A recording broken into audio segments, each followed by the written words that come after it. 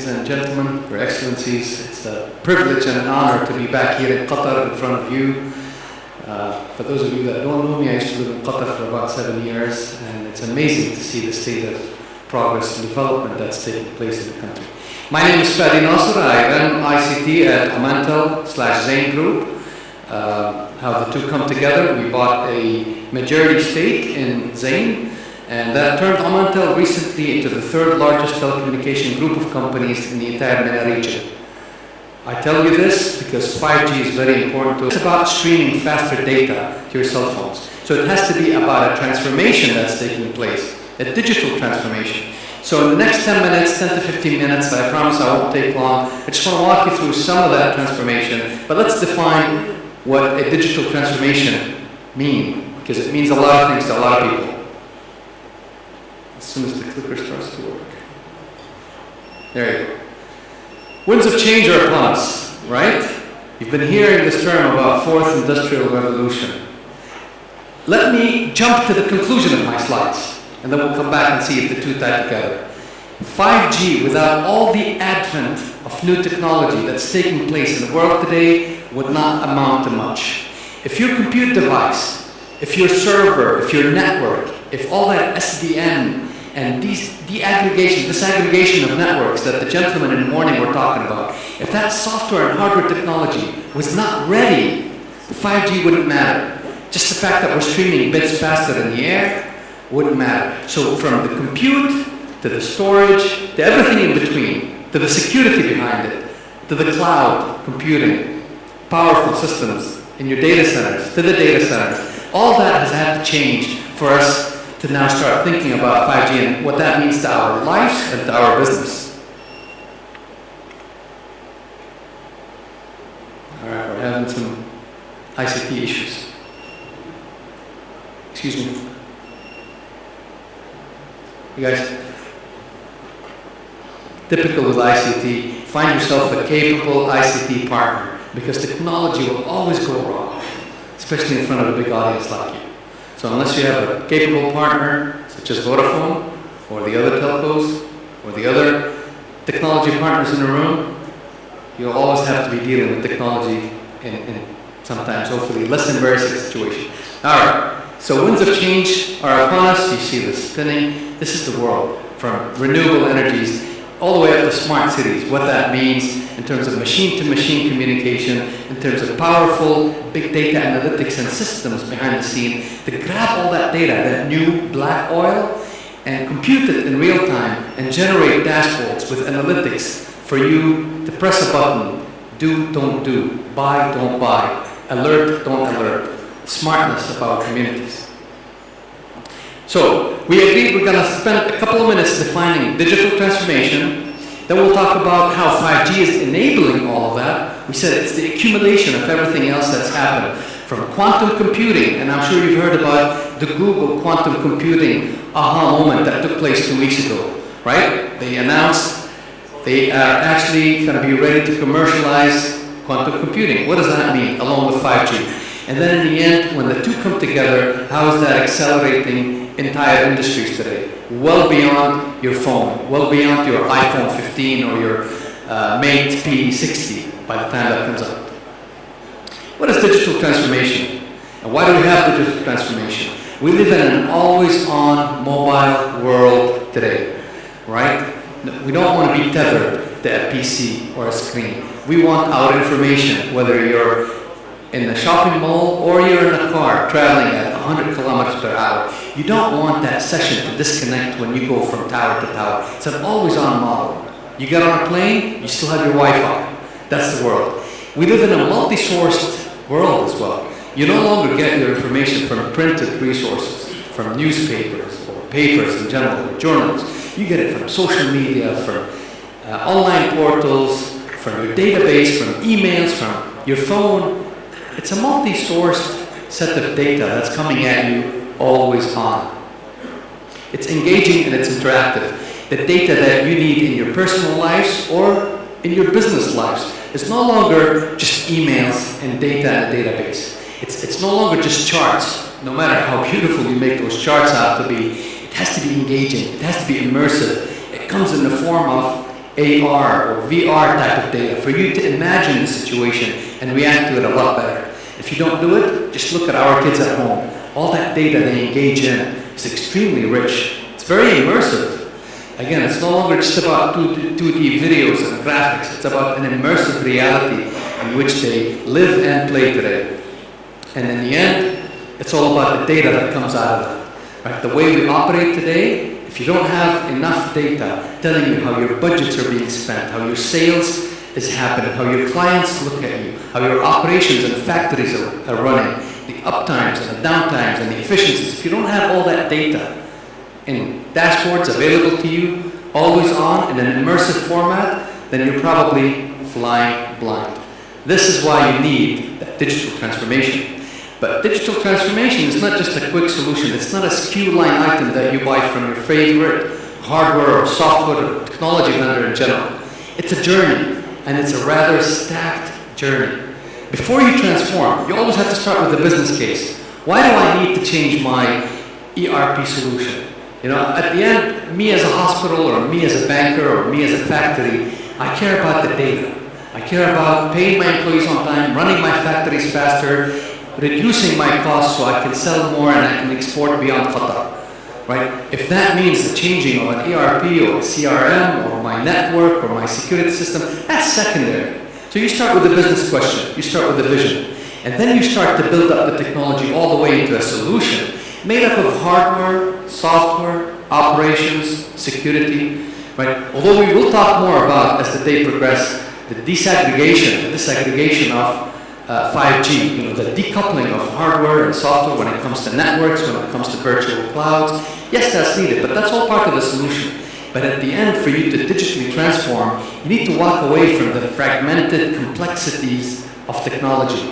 Which software do you use? Which hardware do you use? All of that needs to be served to you as a business in the form of an end-to-end service. Much like you get your internet today. When you call Vodafone or Ooredoo, you don't tell them, I want this RAN switch and that tower, and I need to go through that fiber optics and Marhia. You don't care. You just want internet available so you can pay for it monthly.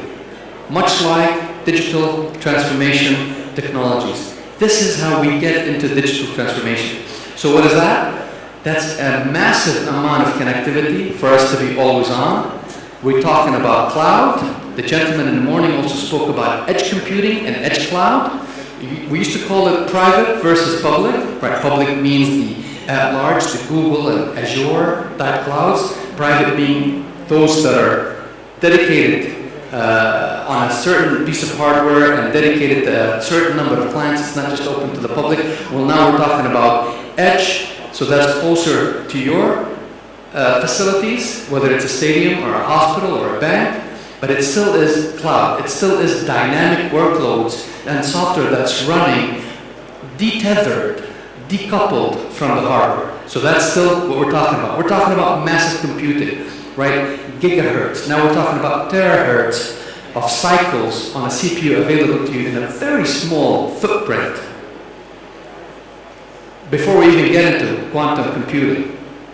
And then rich multimedia, it's a state of AR, it's a state of VR, whether you're wearing that Google Lens, whether you're wearing the Oculus from Facebook, this is how we interact with the world today. This is how we interact with machines. I'll give you a few examples later on. And then when we start to move into 5G, you'll hear the term massive MIMOs a lot. And this is where you have so many more connections to a site than you used to have in 4G. Now, the architecture is different. It is a cloud of clouds. I think Mr. Gilad mentioned it in the morning. So yes, it's no longer about one tower serving everyone in the vicinity, but it's about decentralizing this so you can handle so much more workload and connections and subscriptions in a particular geography.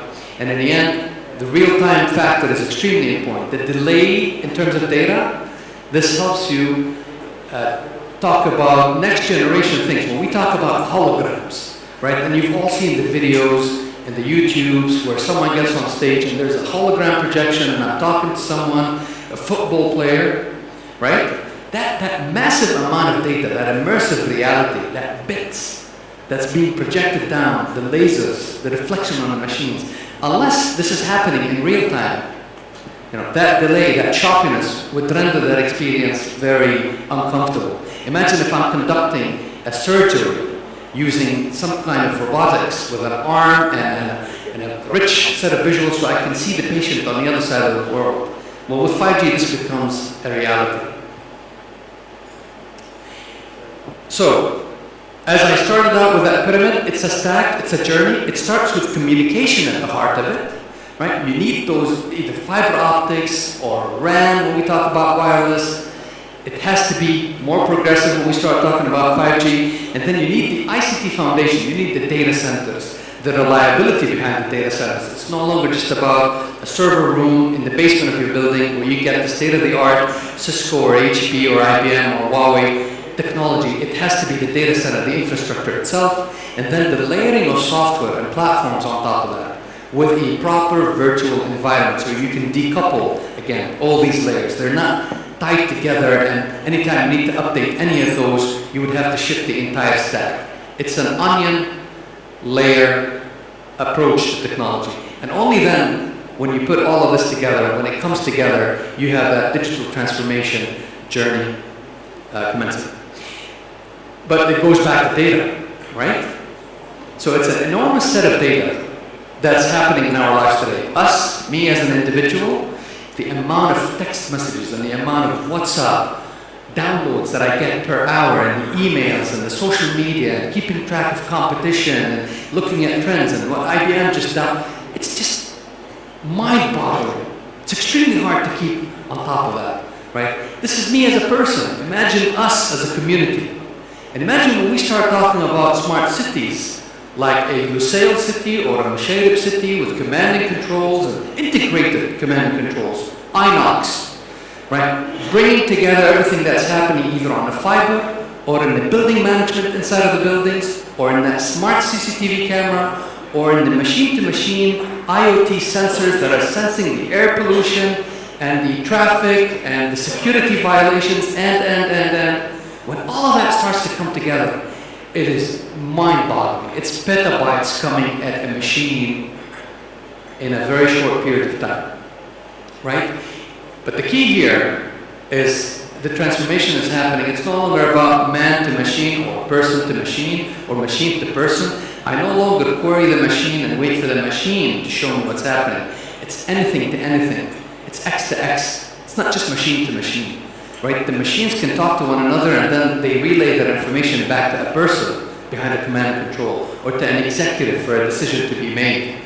So all of this data, all of this enormous number of subscriptions, the versatility of that data is not all structured. It doesn't all sit in a database with proper records.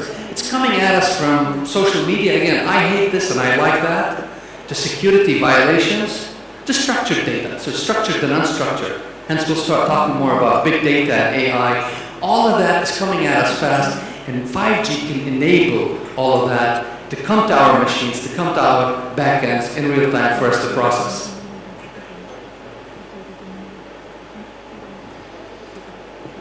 Connecting these audiences has to be an innovative manner.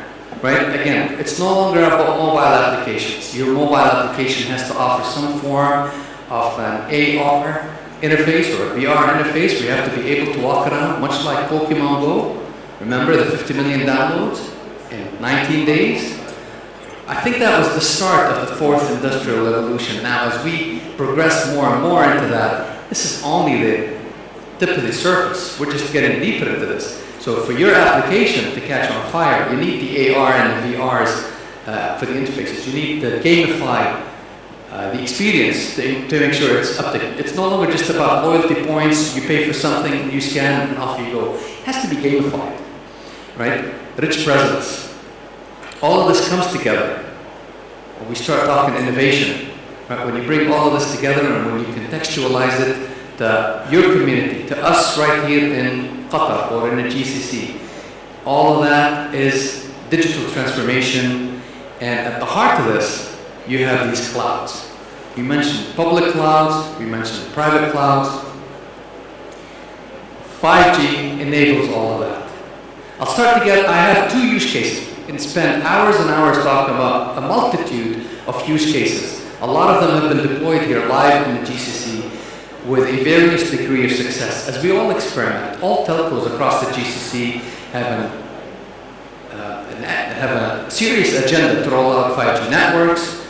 Us in Oman, we spent 2019 rolling, I believe we've put out 60 to 80 sites, and we have an aggressive agenda to roll out more than 500 sites in 2020 alone. 1 year, 500 sites. Obviously, for those of you that don't know Oman is a rather large country. It's about 1,400 kilometers stretched south to north. So 500 is not enough, but it's just a start. We're all experimenting with that golden use case. We're hunting for that golden use case. Logistics seems to be one of the industries that benefits a lot from 5G, right? The ship-to-shore operation. The sooner you can dock a ship, the sooner you can unmount what's on that ship and track it. You don't just unmount it blindly. It's not just mechanical cranes moving and grabbing things on and off. The material inside of those containers have to be tracked automatically. The sooner you do all of that, the more profitable the port operations is, the happier I am as a client on the other end of that journey. I just ordered something from Amazon. If I track that thing into the port, into the truck, into my house, and I have my AR-enabled application showing me the journey of that package, I'm much happier, I'm more prone to spend again, everyone is happy. It's a win-win-win situation, right? We start talking about security and we start talking about the environment as well. This is where the IoT part, 3GPP part of 5G becomes handy, right? When we talk about IoT, Qatar, for example, I believe we've been rolling out LoRaWAN-based networks to enable IoT from machine to machine. In places like Oman, we've experimented more with Sigfox. These are all developing protocols or IoT networks, low power, wide area network type technologies that help us provide this IoT connection. But with the advent of 5G, much of this is going to be called into question. 5G with NB-IoT, narrowband IoT is shaping up to change a lot of these machine-to-machine communications. In the case of ports, again, when we have sensors spread across the port, they help us monitor the air pollution, they help us track what's dangerous, what's not dangerous in terms of goods that are coming in or out of our facilities, all in real time. This is all enabled by the IoT part of 5G. Security. Ports have a lot of mechanical arms. There are a lot of things moving around, cranes and ships and trucks and even robotics trucks. So we've noticed whenever we have rich CCTV videos with smart analytics behind it, either on the camera or on the video analytics behind the scenes, you need to have a lot of fiber optics laid out to connect those video streams, right? And with all that commotion that's happening in our ports, the robots and the trucks and the cranes, we would regularly end up with severed fiber optics. And it was quite a costly endeavor just to keep up with that infrastructure. So 5G offers a turnkey solution for this. Those cameras now enjoy wireless fiber, if you can call it quote unquote, right? It's that 5G connectivity that enables these cameras to track what's happening with no worry whatsoever to what happens with the mechanical arms swinging in any which direction. So whether it's the environment, whether it's the security, or whether it's the tracking of containers and ships and goods, logistics stands to benefit so much from 5G today. But that's not my favorite use case. My favorite use case of all has to be field operations, right? What happens when you have a crew of workers that need to go out and maintain the municipalities, the streets, the lights, the waste management, your aircraft maintenance crews, your mechanical engineers, your technicians? These people no longer have to contend with printed manuals or with their iPad that used to be cool 7 years ago, searching through an indexed page for the piece and how to find a replacement for that screw. Today all they have to do is just look at that engine or look at that piece and in mid-air take it apart, zoom in and figure out the replacement for that part, which container or which warehouse that sits in. That all happens today because of that rich media is enabled with 5G Our friends in the morning talked about how this is sort of the equivalent of Wi-Fi. You can think of it as Wi-Fi on steroids, right? However, it's not limited to the vicinity of a building. You can take that same experience and you can walk outside. If this happens to be in an aircraft maintenance facility, that same experience carries on when you walk outside and you happen to go into the airfield or you walk to the airplane, right? It's no longer governed by the coverage of Wi-Fi. Imagine the possibilities here, from doctors to technicians to people on the streets, making sure that our lives carry on productively and safely. This is a game changer when we talk about digital transformation. Lastly, public services, whether it's the police services or the medical services, emergency services overall, they can carry the experience of our sophisticated hospitals and clinics right into the ambulances today. All the vitals, it's no longer just about feeding a limited set of vital readings from a patient in an ambulance back to the clinic and hope that the nurses and the doctors would be ready for that. It's the diagnostics, the operation might as well carry on from within the ambulance because of the rich set of capabilities and the immersive reality that you can have connecting that patient in that moving vehicle back to the clinic. Same thing for police cars, and same thing for emergency staff and response crews. In the end, 5G ushers in a new challenge. It's the true marriage of IT, of clouds, of data, of hardware and software, although they're decoupled. That's always been the systems world, the IT world. 5G brings all of that to telco on steroids to make sure our experience is that much richer, that much faster, untethered to any cable or any tower. Thank you, and I hope this has been useful to you.